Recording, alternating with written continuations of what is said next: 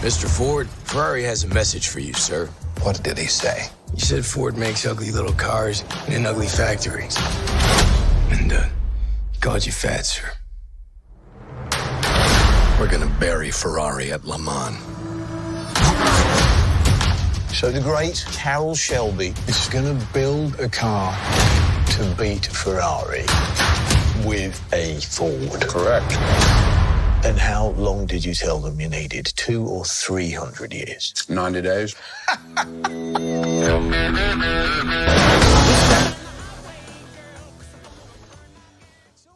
Hey everybody, welcome to Watch This Podcast. I'm Alan. I'm Ryan.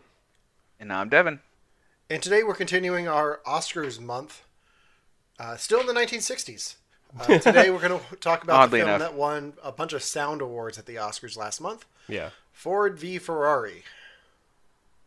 Versus. Ford v Ferrari versus Ford versus Ferrari. No, we're talking about Ford versus Ferrari. Mm-hmm. I still say it's V. That's because I don't know. You got caught up on the whole V thing when it came to Batman v Superman. Because that's what it is. Isn't it just a V? It's just a V. If they wanted to be versus, they should have said versus. Versus. Yeah, but that's not what it says. If it had the S period, then it would have been fine. But it just says V. Versus. Okay. We're not doing this again. We did this last week. We're not doing this again. It's actually going to be the whole episode this week. Is just this conversation. We're Yes. never going to talk about the movie. So when it comes to grammar, no, I'm kidding. Yeah. Webster's Dictionary says no. This is a film that Ryan had seen that Devin and I had not. Yes. This is a film you were excited for from the get-go, right? Yeah, no, this was a film that as soon as I found out they were making it, I got real excited for. Because when it comes to... I mean, I'm into sports heavily, more than you two guys are, obviously. But when it comes to motorsports, this is, on the international stage, like, the biggest rivalry in history, pretty much, that involves an American team or car, and it really changed the face of the Ford. It changed the dominance of. Well, it really took away Ferrari's dominance of international competition. Because after the late 60s, Ferrari didn't hold the... they didn't win as much after these events. Obviously, too, because Enzo died. Enzo Ferrari passed away. Spoilers. So the company kind of changed hands. And it hasn't really been the same since. I mean, Ferrari still stands for what it stood for back then, which is, like, victory. And, you know, you see a Ferrari, and you're just kind of like, yeah, that's a car. That's a monster. When I hear the name Ferrari, I just think of Ferris Bueller's Day Off. There you go. There's a Ferrari in that? Right? That's Was a Ferrari. was that his dad's car? The one that they were like freaking out about? Yeah. Oh, I never knew what kind of car it was. You're gonna find out something about me this episode. I don't know cars, so hold on. This is gonna be. I didn't think I knew cars, but evidently I know more than Devin. Yeah, you know way more than me. Yeah. So before we get into that, let's get into a little bit about the movie itself. Ford versus Ferrari is about the fallout from a bad business venture that Ford wanted with Ferrari. So they decided to beat Ferrari at their own game and build a car to beat Ferrari specifically at Le Mans, at the 24-hour race. There's a lot of drama. There's a lot of issues. There are some things that this movie does perfectly well, and then there's other things that this movie did to summarize what actually happened to make it fit within the film, but they did it in a great, great way. From my point of view as a car person, I don't really think that you need to be a car person to enjoy this film or the message that it has. My experience with the story itself, I was in high school when I first learned about it, and it's always mostly kind of intrigued me, but the last couple years it's gotten a little bit more since the anniversary of it happened a few years ago in 2016. So there's that. So what? Before we get into the nitty gritty of the film, what, Devin? You already said that your experience with cars is pretty much like nil. I mean, so I had a junker Toyota Camry as my first car, and I had to fix every part of that car. So like, I can change the oil, I can rotate tires, I can change out a mirror, I can, I can rotate tires. Like I can work on cars. But I don't know like, oh, that one's definitely a Ferrari, or like I'm not one of those people that can like see a car and be like, ah, it's a Mazda. Like I don't know the different brands of cars. I just like know how like I can work on them if I need to. Yeah. But like I don't know a lot about like different brands and their histories, and like I found out that Shelby was a real person. I think a Shelby is a car or a kind of car or something. Like I mean like it's that bad. Like it's really that bad. Like well, yeah. We'll get back to that. Okay, good. Alan, what's your history? I'm kind of the opposite of Devin. Like I know what kind of car is what. Like I can see a symbol like, oh, that's Toyota. That's a Mazda. That's a Subaru. I can see. I can look at like the symbols and know what car is what. Yeah. I can't do shit in a car. My first car was a Ford Contour, and it was a piece of shit. I was just pouring quarts of oil into it weekly to make sure it kept running. But if something goes wrong with my car, I just take it to the garage. Or I call you, Ryan, which I've had to do before. Yes. My alternator went on the way to work, and I was like right up the street from Ryan's apartment. It's like, hey, man, I need you to come take a look at this. Man. Which I got completely wrong what the issue was on that. But then again, that thing was making a sound I never heard before. Yeah. In a vehicle. So, I mean, there's that. It's always a good sign. My history with cars as it relates to you two guys, like I didn't really learn how to like work on cars until I got older, changing oil, changing spark plugs, brakes, stuff like that, until maybe about like 10 or 11 years ago. Prior to that, I did what my parents did: take it to the dealership or the garage, let them deal with it, pay the cost and just whatever. I did that today. There you go. But I've always been one of those people that, like, when I'm driving, I can look at my side mirror, and if there's 4 cars behind me, within 2 seconds, I know what make and model of what they are, just by, like, shapes of headlights and taillights and stuff like that. And to be honest, if somebody in my family would have been a mechanic, that's probably where I would have gone. It's just nobody in my family was. So, like, my dad would change the oil of his car, but anything more than that, and it went straight to the garage. So I didn't have anybody in my family that I could, like, latch onto and learn that, even though I was always interested in it. So, but anyway, so we have our background on that. Yes. What did you guys know about this story beforehand, if anything? I thought it was a court battle. I thought you were joking on that comment last time we were talking. No, I only knew about it from the trailers. Like anything they showed in the trailers was all I knew. Like Ford wanted to beat Ferrari at this race. Yeah. I didn't know it was a 24-hour race. That's about all I knew. Like whatever they showed in the trailers was the first I heard of this story. Okay. And I knew exactly the same for me. Yeah. Okay.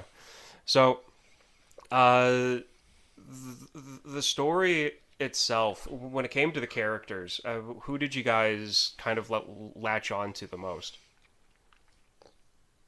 Because all these people definitely are Shelby. real people. Shelby? Yeah.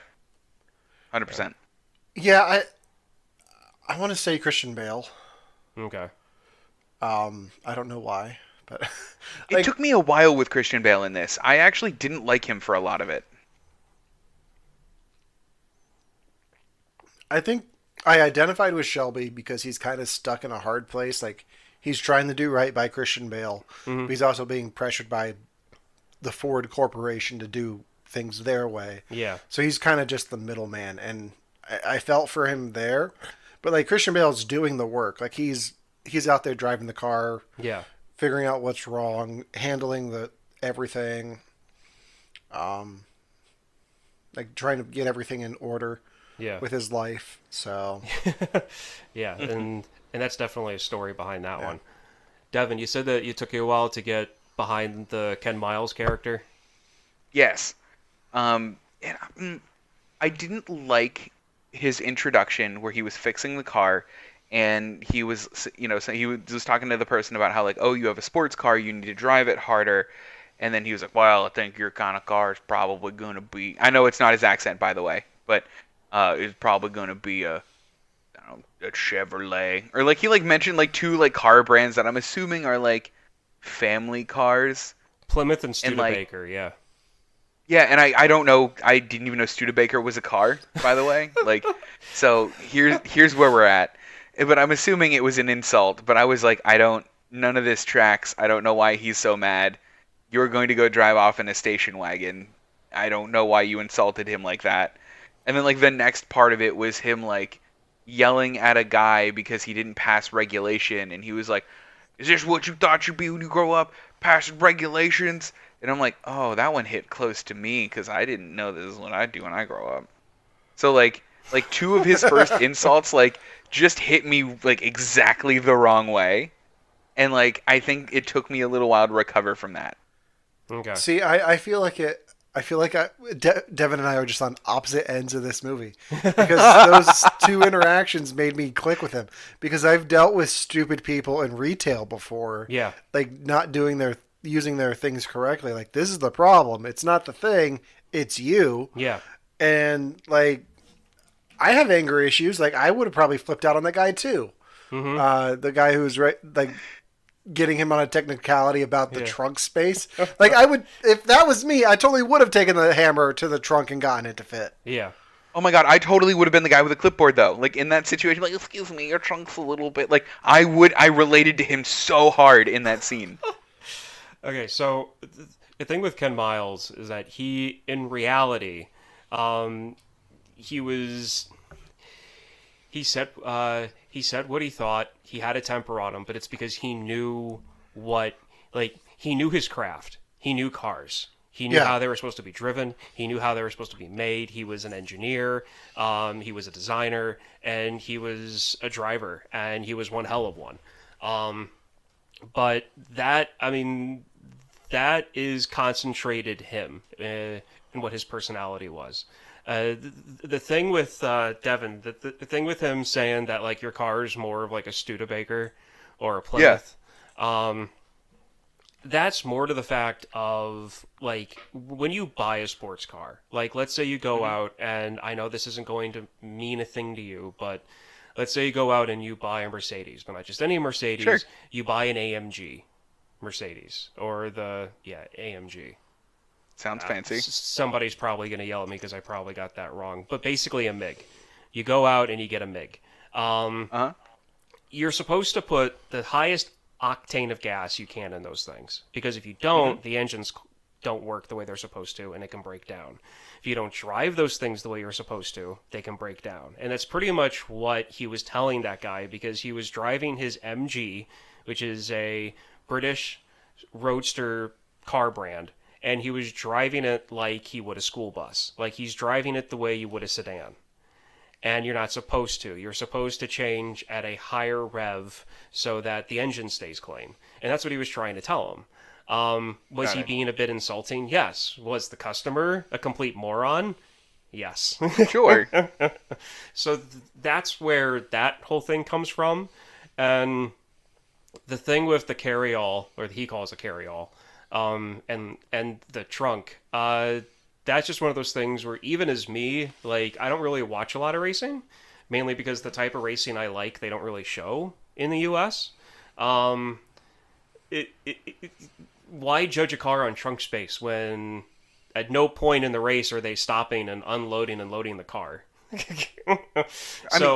thing is, both of those scenes are right, and like both of those scenes are so effective in doing what they're supposed to do. Like scene 1 shows that he really cares about cars and knows what he's talking about with them, and scene 2 is us saying that like he's got a higher view on this. He's not concerned with the nitty gritty. He's concerned in what's the overarching view of what's really going on here, and both of those pay off in big ways later in the movie.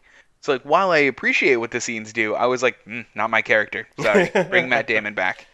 Yeah. And then they do right away. Like Like if he doesn't get angry at the clipboard guy, you don't get that interaction with that first interaction with Matt Damon and the wrench. Oh yeah, which is great. I love that. Oh, Yeah. And Carroll Shelby did have a wrench in a frame in his office, and it is in Oh, a wow. picture of one of his offices. And I'm not sure if that's the actual backstory behind it, but I'm pretty sure the writers had fun with it, and I'm thinking that's where the idea of having the wrench being framed came from, because that was hysterical. Yeah. Yeah, I like that. So, what made you like Shelby, like Matt Damon's character? You can tell Ryan a really really good liked question. the movie when he knows the characters' names. These are historical figures. It makes it easier for me. Well, I have a feeling that Ryan also really knows about the real people too. Ryan, how many I think- times how many times have you watched this movie in the last month? Well, I saw it 4 times the day I bought the Blu-ray, and then I've seen it twice since then. And The that's day- not including when I saw it with you. Damn. That's awesome. I'm impressed. I've also watched the documentary, the 24-Hour War on Netflix twice, which is about this, and that's the actual historical account of what happened. Okay. It's really At the good. race. Not just the race, the whole thing. From wow. they go over Enzo Ferrari's back history, they go over Shelby's back history, they go over Ford's back history, what happened in World War II, Oh wow. how the actual business deal went down, how many times they actually raced. It's I'm not going to go into the whole thing because it'll take an hour. So, but anyway. Well, I think that's good though, because I did have some questions about what parts of this were truncated for the movie and what parts of it were like real life. So, I mean, I want to get to some of that later. Okay. But I mean, to your question of what I liked about Shelby, I think I liked his like him as a character. I think that they show him as very relatable. He's somebody that still wants to be in the racing world, even though it will literally kill him to do it. Mm-hmm. So he's in it the best way he knows how. He can identify somebody who's going to get the job done, isn't necessarily a yes man, and is able to walk that line between like, look, man, this is what corporate's telling us, and we got to do it, and like, hey, I have principles, and I'm going to stand up for them. And I liked that a lot. Yeah. And you said you like Shelby too. Yeah. Yeah. Was it kind of the same points as? Yeah, we agree on that stuff. Yeah. I think I just like Matt Damon. Yeah. Like Matt Damon in anything, Yeah. I'll watch. Yeah. Christian Bale in anything, I'll watch. You put the two of them together, I'll watch it. Yeah. Yeah. See, my favorite character in this whole thing, and I know that I messaged you guys about the guy who the guy who plays Punisher. John Yeah. Barenthal. Yeah, him. Yeah. Even though like I love his performance in this, my favorite character in this entire film is Ken Miles' wife. Oh my gosh, I was going to bring her up. She's so freaking good. I had some issues with her stuff. Oh, tell me, because I really like her. She had that really good scene when they're driving, and Yeah. she's just driving Yes. like crazy. But the rest of the time, it kind of felt like two-dimensional. Well, she's there as in like his balancing point because he's such a hothead, and to have her there because I mean like he's going nuts working on the cars in the garage. Yeah. And he's listening to the race and he's thinking and he's pausing and just to show how good of a car guy he is, listening to a radio, he can tell what's possibly going wrong with the cars, and she comes in and just brings him from like mentally to from like in 11 down to like a 2. And just her presence and what she does in that scene and how she does it is amazing to me. I also really like the scene when they're fighting and she brings out the lawn chair and just flicks it open and sits down. See, that made me roll my eyes. I wasn't. Oh, really? Wasn't a huge fan of that. Was the fight scene or her reaction? Her just getting out the lawn chair. It just didn't work for me as well as I Okay. think it was meant to. She was fine. Yeah. I think it's important to show that balancing point, like you were saying. Yeah. But I think they focus more on the relationship between him and his son, Oh, yeah. and even that Yeah. I felt was lacking in spots. Like I feel like they tried to do both, and the one suffered because of the other. Which, there was a decent amount of stuff that was cut from this film. I'm sure. And I wouldn't be surprised if some of it had to do with the family getting there, like Yeah. a coming together from this. So we got down who like our favorite characters for the film. Did any of you guys have any cars that caught your eye? That didn't have to be either one. Like, was there a car that even like you saw for a split second, you were like, ooh, like I want to see more of that one? Or was there any car that caught your eye? I liked Henry Ford's the second's helicopter. That's fine because it looked like the Batcopter from the original Batman. God TV damn, you show. know me so well. I like that. No, there weren't really any cars that stuck out to me. That's fine. There was a car during the race, and I don't know what it was, and it was on screen for almost half a second, and it looked a little bit like the Ferrari car, like the 21 that he was like racing the whole time, but it looked like it had a fishbowl on top, like more of a fishbowl than like the Ferrari one, and it reminded me so much of, I don't know if you guys know this, the wacky racers or like the toon racers that used to be on TV, like the cartoon. Yeah. You know what I'm talking about? It reminded me of that, and I don't know if I got like a backstory on the car at all, but I was like, what was that? Like as soon as it came on screen, and then it was gone, and I was like, no, that's the car I want to find out about. But in the mid to late 60s and into the 70s, these were the car makes that those wacky cartoon like race cars were based off of.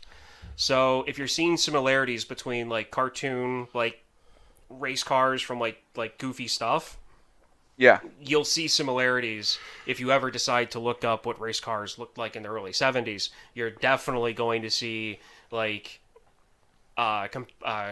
comparisons. I mean, Yeah. there's a reason why the Mach 5 looks like a convertible GT40. Like there's a reason for that, and it's the late 60s. So That totally tracks, though. That makes so much sense. What was your favorite car in this, though? Because you know cars. Like, I feel like you had a field day with this movie. Oh, I did. First off, I love the Cobra.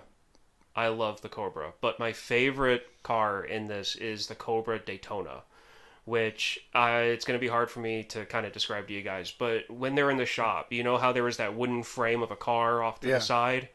That's the body shape for the Daytona. If you watch this movie again, you'll see one or two driving around on the tracks, and you'll see them in the garage. Devin, are you looking it up? Your screen just I am went looking bright. it up. Okay, Yep. Cobra Daytona. Oh, it's a really pretty car. It's a really pretty car, and that car was developed before the GT40. That was see the original Cobra, the one that Matt Damon drives, the blue one. That was good for racing up to a point, but it couldn't go back. But it couldn't go faster than 150 miles an hour. Yeah. So they needed a car to be able to race in the GT class, which is what the GT40 and the Ferraris drove in. So he developed a car that could break that 150 a speed limit, and its first test drive did like 170, I think. And and the thing was built in 90 days from blueprint to actual driven car. Okay, here's a question for you, because I don't know anything about cars that we've already established. What does the GT stand for? Grand Touring. Grand Touring. Grand Touring. Okay. As in the show Grand Tour. Yeah. When I know that. Yeah, there you go. Whenever you see, as far as I'm aware, whenever you see the GT, whether it be from Pontiac or Chevy or Ford or Ferrari or Maserati, anything, it stands for Grand Touring because it's a certain type of vehicle. It means that it's mainly for it's sporty, and that's where that comes from. Okay. So yeah, I mean, yeah. So there's that. But yeah, no, mine's that's mine. And then I could go on about like my like top 5 list because they have all of the different years of Corvettes in there.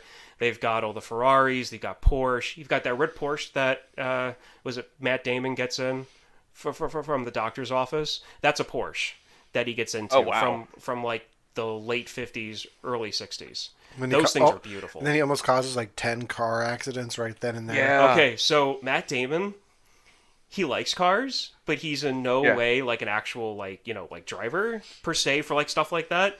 And the two scenes where they show him pull out and like drift the vehicle, that was an accident. He didn't mean to drift both vehicles, and he did.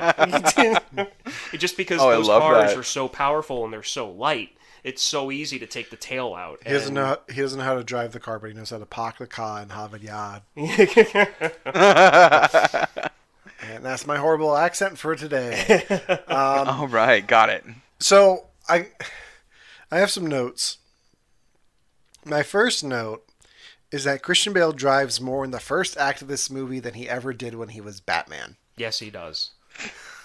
A good note. And even though like half the scenes that they show him driving, he's in one of those gimbal cars, one of those Yeah. like special like gimbal things.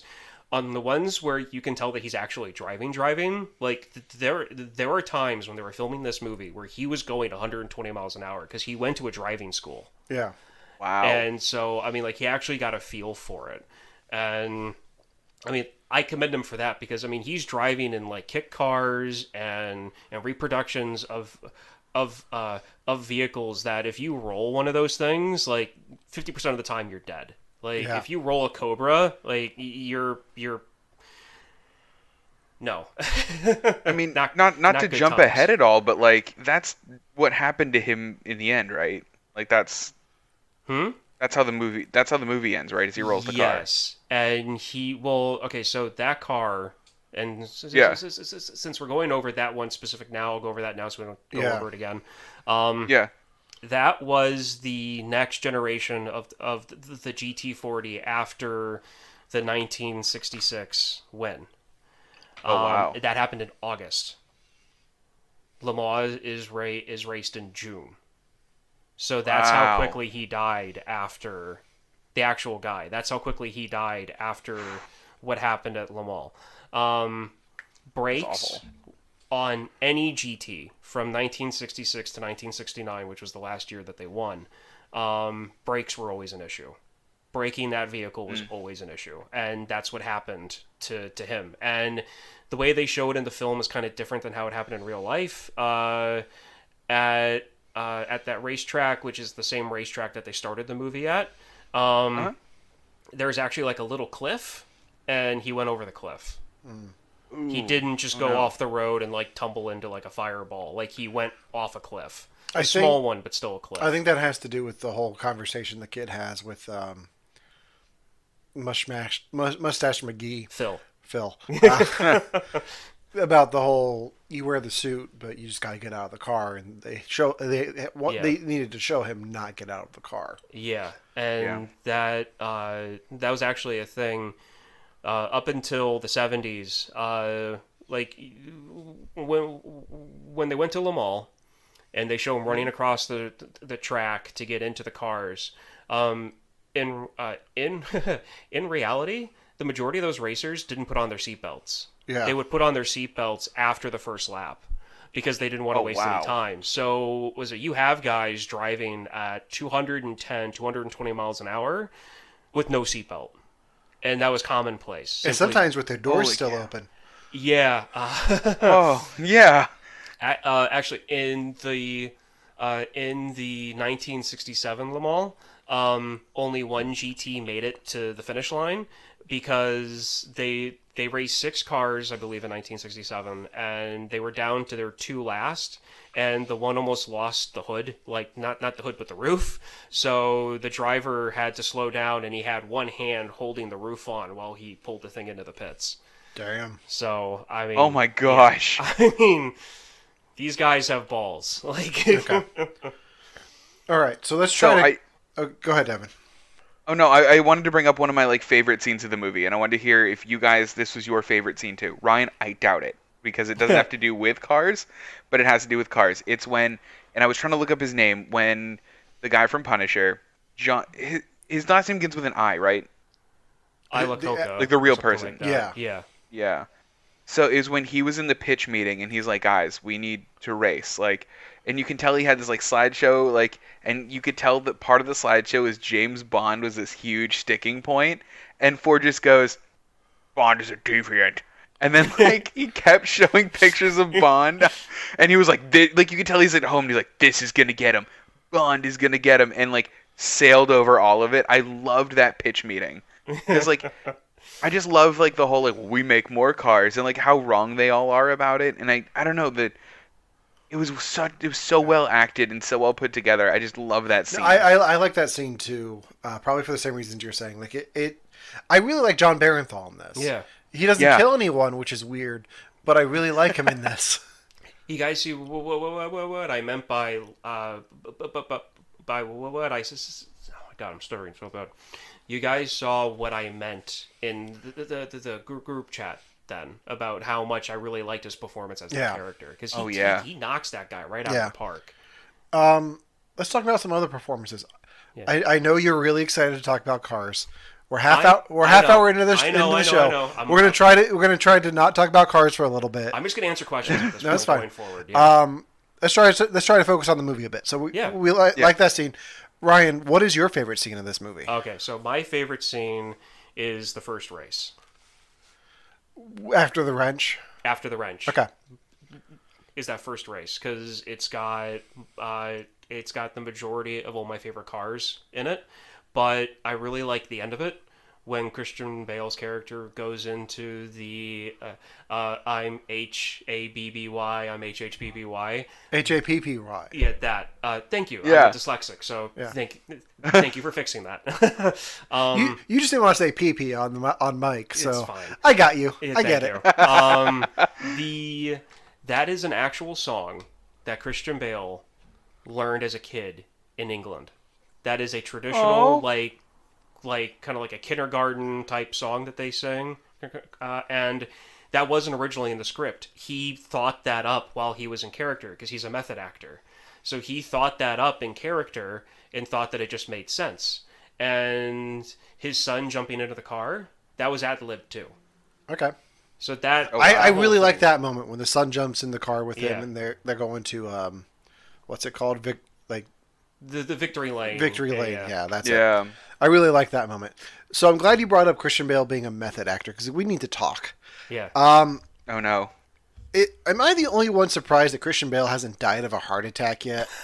He did lose 60 pounds for this role. Yeah. So the movie crazy. he was in before this was Cheney. Yeah. Like, he played Dick Cheney, and he weighed at least twice what he weighs in this. Mm-hmm. Yeah. I mean, he's done this a lot, and God bless him for it, but that's got to take a toll on your heart. Yeah. Like, just losing and gaining like that. He's been doing it for almost 20 years. Yeah. And it works out well for his performances, but I pray to God Taika just doesn't make him gain weight for Thor: Love and Thunder.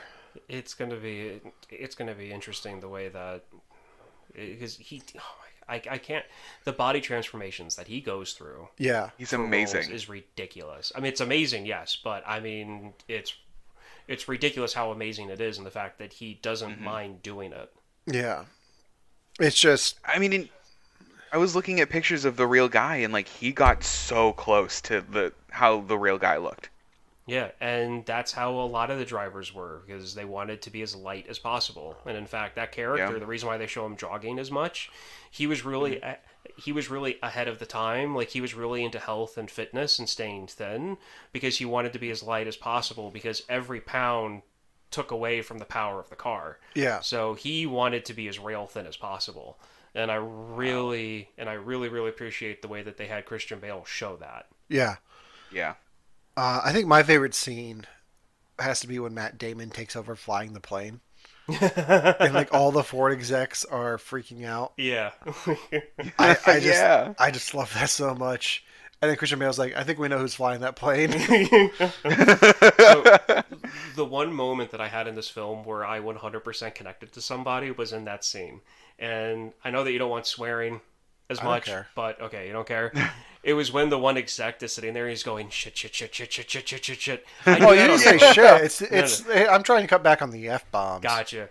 I do that on roller coasters to the point where I have people looking at me because I'm yelling so loud. But I mean, I do that. Like, whenever I feel like I'm like out of control, like I'll just pick a word. Usually it's a curse word, and my brain just gets stuck on repeat, and it just goes. And I've done that before. Not in a plane. I've done it in a car once. I've done it on roller coasters. But I fully connected with his panic at that moment. Yeah. I want to ride a roller coaster with you now. Oh, I dropped probably 30 F-bombs at Dorney Park on one of those like hang underneath roller coasters Yay! where your legs go free. I dropped probably 30 F-bombs in the course of like 30 seconds, I think, on the first drop, to the point where when we pulled back into the station, like we were sitting in front, and I thought I saw people glaring at me, and I wasn't entirely sure if they were just glaring at me or if maybe I was self-conscious about how loud I was. And then we got down to like the people who were with us, and my quote-unquote, like I guess my stepsister, technically, she looked at me and she was like, "So, did you enjoy yourself?" They were sitting down away, and they could hear me screaming all the way down. Wow. All right, so we're doing the movie Adventureland, and we're going to record live from every roller coaster at Hershey No, Park. Got it. No, I'm sorry, but I've definitely reached that age. I can't do roller coasters anymore. Any roller I get you, coasters? man. I'm good with wooden coasters. I can't do metal ones anymore. So we go to Knoebels. And do There we the go. coasters there. Oh, I love Phoenix and I love Twister, and those don't make me freak out the way Yeah. that the other ones do. So, you're still not going to get it out of me. You're still not going to get it. Devin, how about you? What's your favorite scene? Oh did man, we- so I loved that scene. I like the other scene that I brought up in the boardroom. I like that one a lot. I liked a lot, and I do want to get into the scene a little bit. So sorry about this, but I liked the scene where you saw Ford offer the deal to Ferrari, and then you saw the steps it took to get back to Ferrari to then tell him no. Like you saw like a little bit of the history of that, and I thought that was a really interesting touch. And that like you saw this negotiation literally took all day. Like it started when it was daytime, presumably in the morning, and they were still there eating dinner. Yeah, I really like that sequence too, because I didn't know any of the history of that. So Yeah. I did have a note about that. When they get back to Ford, and after Ford's like, what did he say exactly? And John Barathol is saying that you're fat and you're not Henry Yeah. Ford. You're You're Henry Ford II. yeah. Yeah. He calls Ferrari a wop. Yeah. And I'm like, You laughed out loud when we I watched did this. because it's so like what did I put? I put in my notes. I put flawed racism because it's racist. Because Yeah. that's what a lot of Italians at the time were being called. Because Yeah. WAP means without papers. But I'm thinking, Oh. okay, one, he's not an immigrant. So technically, yes, he is without papers, but also he's not coming to America. He's living in Italy. So I get it, but no. Yeah. Like, one, stop being racist. Two, if you're gonna, like, no. Like, he's just Italian. He's got his papers. He's living in Italy. Like, why are you calling him that? Yeah, that made me laugh. Like, I just completely knowing the understand. context of that, having an Italian family. And, Yeah. Yeah, you also mentioned how great casting they did for the Italians, like the drivers and everybody. They looked Italian. Yeah. Like, Yeah. It was dead on. yeah. Yeah. It makes All right, me so wanna- yeah. So here's my question about that whole scene. So they talk a lot in the movie, especially like the people closest to Ford. They're like, "We're at war. We're at war. This is war." It just because they turned down a business deal and then said that he was a son. Like, is that really like all that was? Like, was there something way bigger to that like I missed as a viewer, or that they didn't show, or like? Okay. Because like, sure, I understand what insult that was. Like, you're not Ford. You're Ford the second. Oh no! It's an But, ego like, thing, how right? It's a huge ego thing. But in reality, what happened Yeah. was Ford saw the early 60s Ferrari racers at Sebring in like 1963, 1962, and he wanted that. Ford actually wanted Ferrari to begin with. The whole thing in the boardroom and everything, that was a setup for the film to get the story moving. Oh, okay. Wanting Ferrari came from Ford II, not from Idacoca. Not from him, and I'm screwing up his last name, but people know who I'm talking about, so it doesn't matter. Yeah. So Ford sent lawyers, advertising guys, a bunch of people over to Italy for like a week. And they sat down with Ferrari and they hammered out the whole Ford Ferrari for production and Ferrari Ford for racing, with the exception that Ford would tell Ferrari which races he could and could not race in. That was something that they didn't really get into in the movie. All it was a yes or no. Yeah, they touched on it, but in reality, even though the whole racing would be completely Ferrari, Ford would tell Ferrari which races he could or could not race in, and he was like, no, I'm not having that. And it was the time that was wasted and the money that was wasted having all of those people over in Italy for all of that time, when Ferrari was using Ford to begin with to get a deal, because he didn't want to sell to an American company to begin with. He was using the whole process. He was using Ford to have another Italian automaker buy the company, but still was to leave him in charge. Because right before this whole thing happened, Ferrari went from just building race cars to building production cars to keep the racing aspect going. When was it? It was the reverse for Ford. Ford wanted the race cars to sell more of their production cars, and so there was that whole thing going. So there was a bit more to it than just name calling, but it had to do with egos and wasted money, and yeah. It just, for some reason, it just felt like a gross overreaction to like what was really said. But I mean, I get it. Like, I get it's like a lot of egos involved and a lot of like money.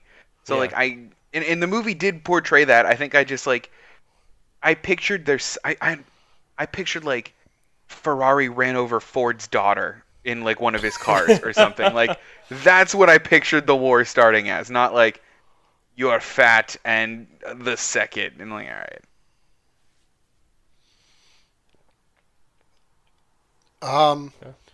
So, not to compare movies to each other, but we did Once Upon a Time in Hollywood last week. Mm-hmm. Who has better chemistry, DiCaprio and Brad Pitt, or Matt Damon and Christian Bale? Oh, that's a good question. I would say they're about You know what? even. I think if you made me pick one, Matt Damon.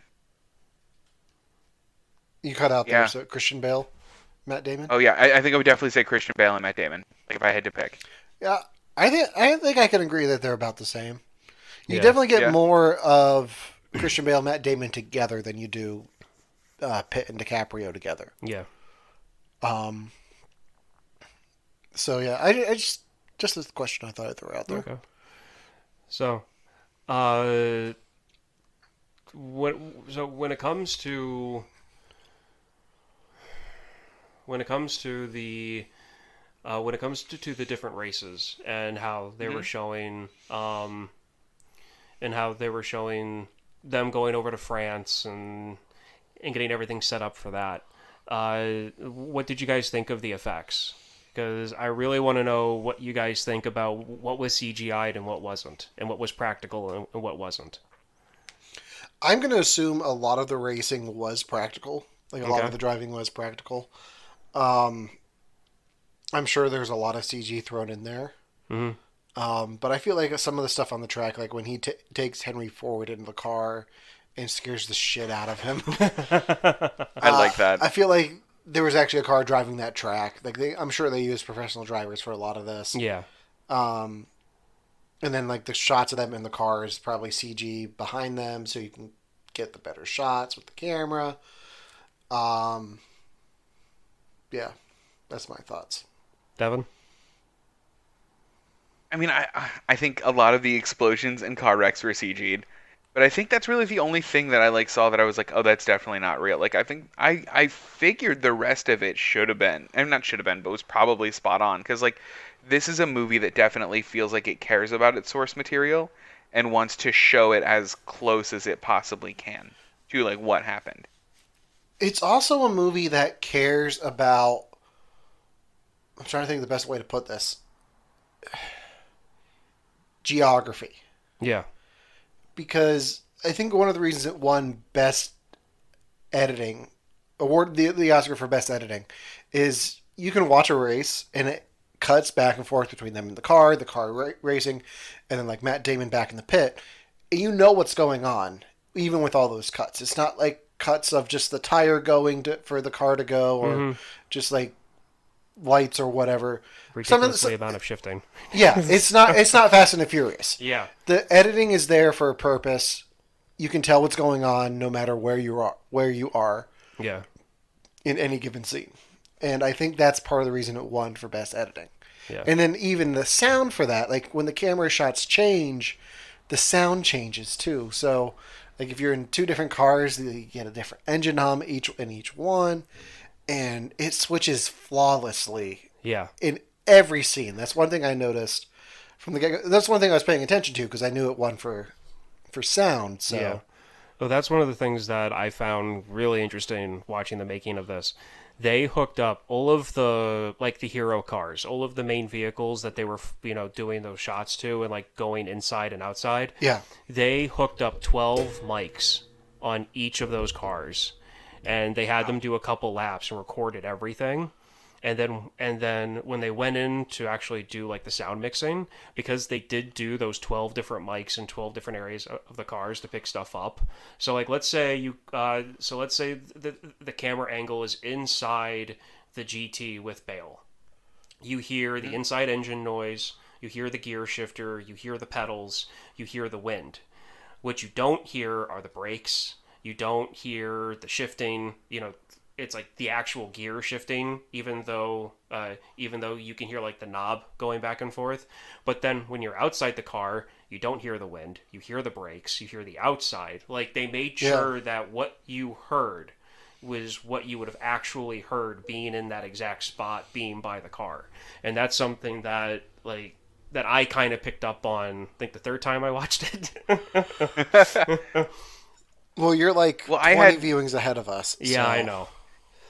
Well, I had the good fortune to listen to it literally on these headphones. Good. And it's phenomenal in these headphones. Like, when the cars will like drive past the camera, they do like the Doppler effect where like you don't hear it in one ear, but you hear it like come way out in the other, and it's so well done. Here, what was your favorite sound aspect of this movie, Devon? Definitely that. Definitely like if a car passed you in any way, it felt like if I didn't know I was watching a movie and closed my eyes and like wasn't aware I was wearing headphones, I would have thought a car really passed me. Like it was so realistic the way they did it. Okay. Alan? I don't know.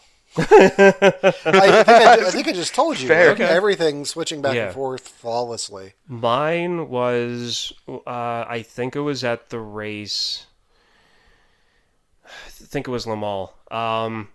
You know those like rumble strips they put on turns at racetracks, Yeah. where it's like the tires rumble whenever they go across them. Mm-hmm. There was a scene where they had the camera on the outside and they go across the turn, and the tire doesn't touch it, but you can hear the air and like the voo, voo, voo, voo, voo, voo, voo, voo, voo of the air going over those strips. That was my Wow. favorite sound aspect of this movie, because I watched this with the plain speakers first, and then one of the times I watched it, I used my headphones, and it almost felt like my ears were popping because of just like the voo, voo, voo, voo, voo, voo sound on that one scene. Yeah. And it's just the attention to detail that they had in this movie. To the fact where they actually, every picture they could find of these cars, of the Ferraris, of the GTs, of Le Mans, of Daytona, and there were supposed to be shots of Sebring in this, but they either they didn't do it or they didn't have the time to finish like the one scene that they had. Sure. but they had these books, these huge binders, and they had 4 or 5 cars, and they just had and they had piles and piles of stickers, and they would go back and forth to make sure that each car was good before each scene. So you didn't have like a screw up with, like a certain number on a car being wrong. Like they had mountains and mountains of material to make sure that they were doing everything correctly. Okay. That's cool. I have So one. oh, go ahead. I have a question about the races. Okay. Do the 24-hour races still happen? Oh yes. Okay. Oh yeah. Actually, Ford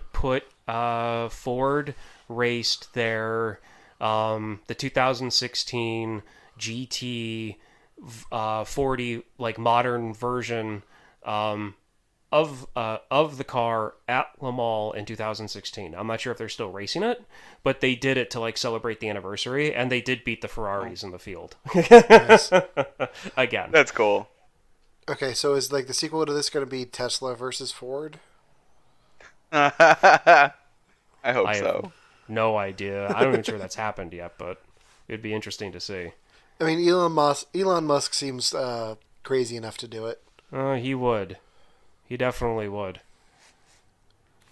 So Alright. I had a couple thoughts on the race in the end of the movie, and I want to hear if you guys thought the same thing.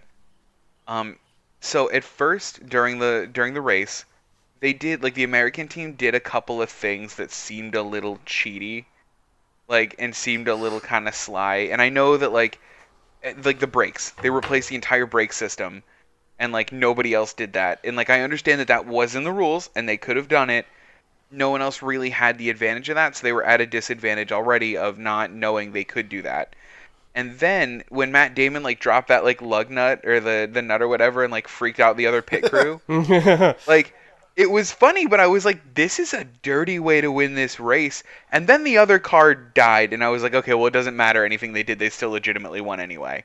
Like the brakes didn't matter, and like for me that redeemed a sour part that I was gonna have for the movie. Okay, well, the whole thing about stealing the stopwatches and throwing the lug nut, Yeah. I think that was thrown in for comic relief. I really don't think stuff Okay. like that actually happened. I think, but mean, at the same time, like throwing the lug nut is just funny because Oh, I yeah. mean, like it's like there's no real big thing to that. It's not affecting the stopwatches- car. It's Yeah. just messing with the people in the pit. Yeah. So Yeah. I mean, like to me, there's that. But the whole thing about changing the brake assembly, Yeah. that is something I think that they threw that in there just to throw some more drama in in there because I mean, just like they said, a part's a part, and Yeah. if you have to change the brakes, you have to change the brakes. If you have to change a hose on the engine, you have to change the hose on the engine. You're not, putting a better part on, you're just putting a replacement part on. Yeah. And they've always done things like that. So I really think that was just thrown into the movie as kind of like a more like to make things seem a little bit more dramatized.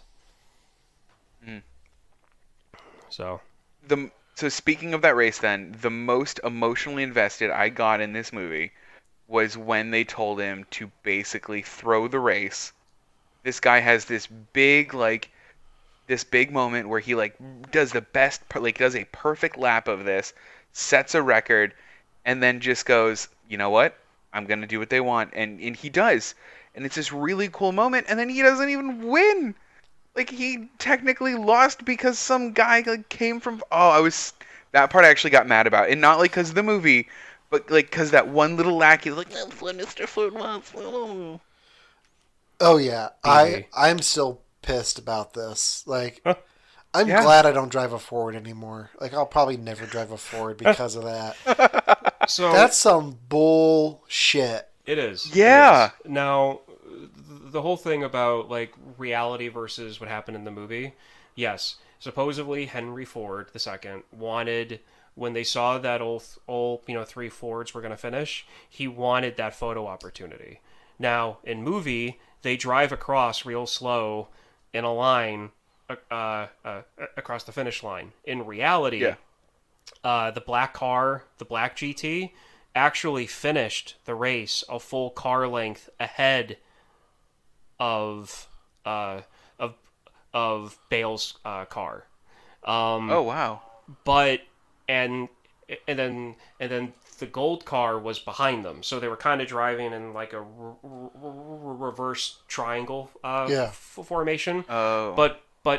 But being Le Mans and being how like long they race, that was still considered a dead heat, even though they weren't like nose and nose. They were like car length and car length. Yeah. But because Bill or Bob, whatever his name was, started the race 2 car lengths behind Ken Miles, he was considered the winner Wow. because it was considered a dead heat. Now, whether or not BB was the one that actually like came down and told them to do all this, I'm not entirely sure. But from what I do know from other like car stuff that I've watched, he was a jerk.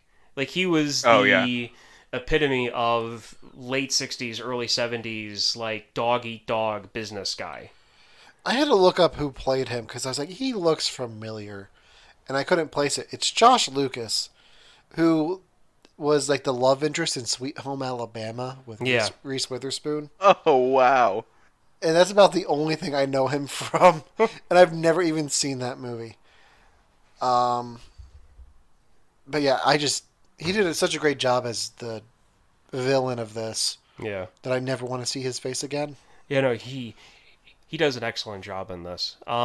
So just a few touches on this.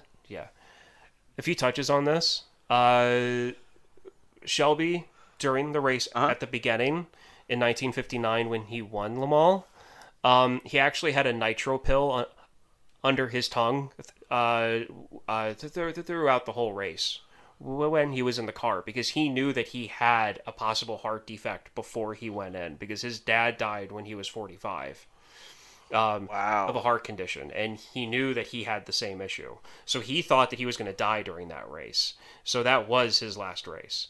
Wow. So there's that. Ford and Ferrari had a run-in during World War II, because Enzo Ferrari, prior to him starting his own car company, the factory that he was going to make cars out of, he made metal grinders for the Italian and German army. And there's a possibility that a Ford bomber hit his factory, because his factory was bombed. So there's a possibility that Ford bombed his factories prior to all this happening. So technically Ford started the war to begin with between the two of them. That, and like I said before, what happened with Ford winning Le Mans and then winning it like 4 years in a row ended Ferrari's dominance. After that, like, Ford was the first company to like, hey, we can do this right off the bat. Let's just throw a ton of money at this and we can become competitive. And then other car companies started to do it. And now that's how it is. You've got the GT and the GT experimental class, and those were the two classes that these cars drove in. And this pretty much like this rivalry started modern GT racing. So what you see today is because of what happened in 1966 and 1965 and 1964. Okay. They went to Le Mans twice before the events in this movie, not once. Okay. Oh wow. Yeah. All right, Devin, any final thoughts from you?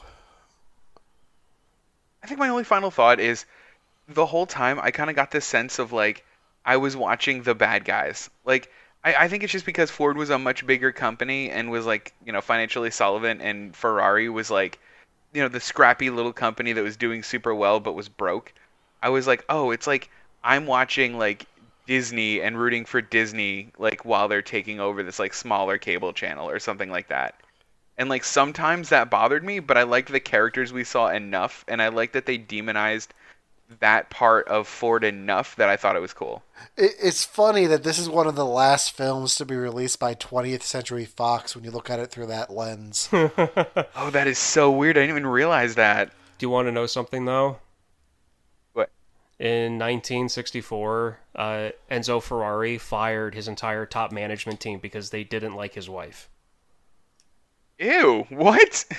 There were a lot of American drivers that went to race for Ferrari and left. They walked away, even though they always won, because they couldn't take the internal politics. They might be good cars, and he has a great legacy, but working for Enzo Ferrari was a nightmare, because he was the biggest egotistical bastard on the I planet. mean, he was making metal grinders for the German and Italian armies. Well, he was Italian. I mean, that's who he was. Yeah, but still, he wasn't German. Still. The axis of evil. Yeah, I know. I know. Italy was a pug, though, compared to... All right, so I've got one final thought. One of my favorite visuals of this whole film is when Christian Bale is listening to the race in the hangar. Yeah. And the plane goes across the airfield and just casts this shadow behind him while he's listening. I was like, oh my God, it was my favorite shot of the whole film. Yeah. I just wanted to throw that out there. Real quick before we wrap this up. So this movie is directed by James Mangold. Mm-hmm. I don't know if you guys have heard the news about James Mangold. He may be taking over a major franchise. And I wanted to get your takes on it. Based on this film and his previous films like Logan and The Wolverine, how do you feel about James Mangold taking over the Indiana Jones franchise? Absolutely for it. 100%. I like him as a director a lot. If that's the kind of stuff he does, more please.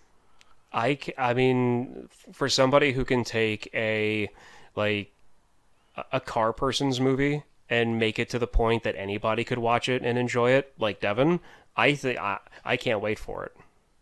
Okay. And that's not an insult, Devon. I mean, I know that you're not a car No. guy, but this movie definitely, I think, got you, because I wasn't expecting you to like it this much, to be honest. Oh, yeah.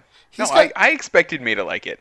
Good. He's got such a diverse filmography. So it's the Logan, Wolverine stuff. He also did Night and Day with Tom Cruise and Cameron Diaz, 3:10 to Yuma with Christian Bale and Russell Crowe, Oh. Walk the Line, which is the Johnny Cash biopic, and then one that I'm going to make you guys watch that I keep talking about, Kate and Leopold.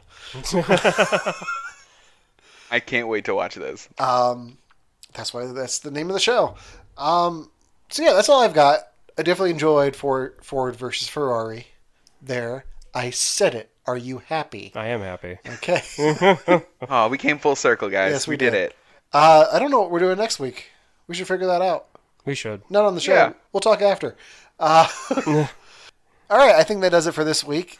Make sure to rate and leave a review. Yeah, leave a review. Wherever you listen to us, we're available on Apple Podcast, Spotify Podcast. So wherever you're listening, go ahead and leave us a rate and review. Follow us on Instagram, like us on Facebook. You can email us at you have to watch this podcast at gmail.com. If anybody emails us, I'll be very surprised. We've had that email for 4 years and I only get receipts in it. But yeah, I think that does it for this week. So until next time, for You Have to Watch This Podcast, I'm Alan. I'm Ryan. And I'm Devin. And we'll see you next week. If this were a beauty pageant, we just lost. Looks aren't everything.